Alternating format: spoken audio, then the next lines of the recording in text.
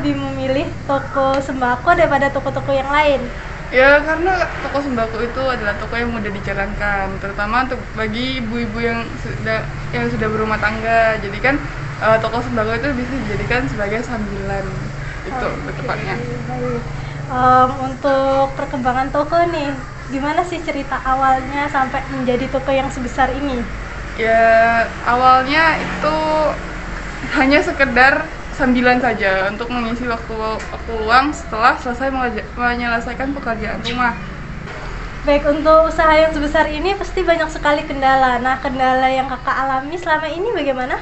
Untuk kendala sih sebenarnya mungkin lebih kecil ya, kayak hampir tidak ada. Jadi kendalanya itu hanya pada apa ya kendalanya? Sepertinya tidak ada sih kalau menurut saya.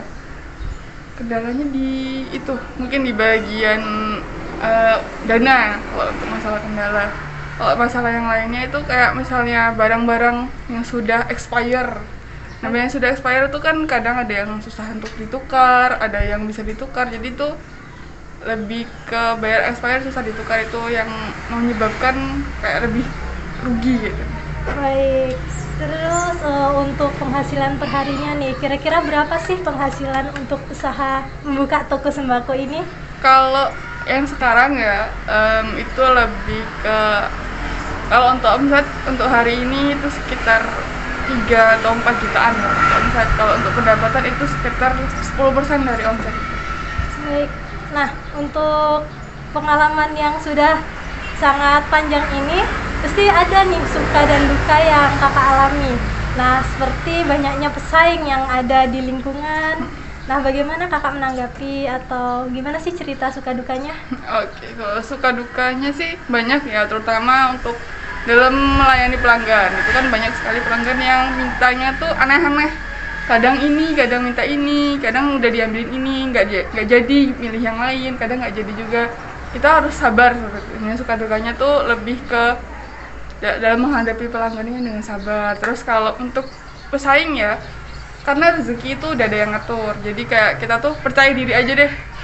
Karena rezeki udah diatur sama yang Maha Kuasa, udah yakin, pokoknya yakin kalau rezeki kita ya nggak akan pergi kemana, gitu aja udah. Oke, baik. Untuk kan ini udah ada usaha toko sembako nih. Nah, ada nggak sih kepikiran lain untuk buka usaha lain? Misal toko bakso atau material gitu? Nggak ada? Sebenarnya ada kok keinginan untuk buka usaha lain, tapi karena untuk berpikiran untuk mengembangkan lebih dahulu toko sembako ini, jadi nanti ada kemungkinan untuk membuka usaha lain bukan di sini, mungkin di tempat lain gitu, seperti kayak kafe atau ya seperti restoran juga, mungkin ada. Baik, terima kasih. Menurut kakak nih, apa sih tips untuk menjadi seorang pengusaha? Tips tuh jadi pengusaha, ya yang penting kita berani untuk gagal.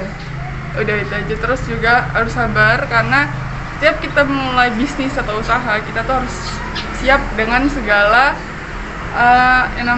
segala risiko yang akan dihadapi.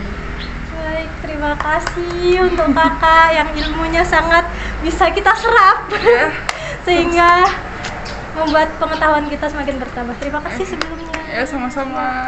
Bye.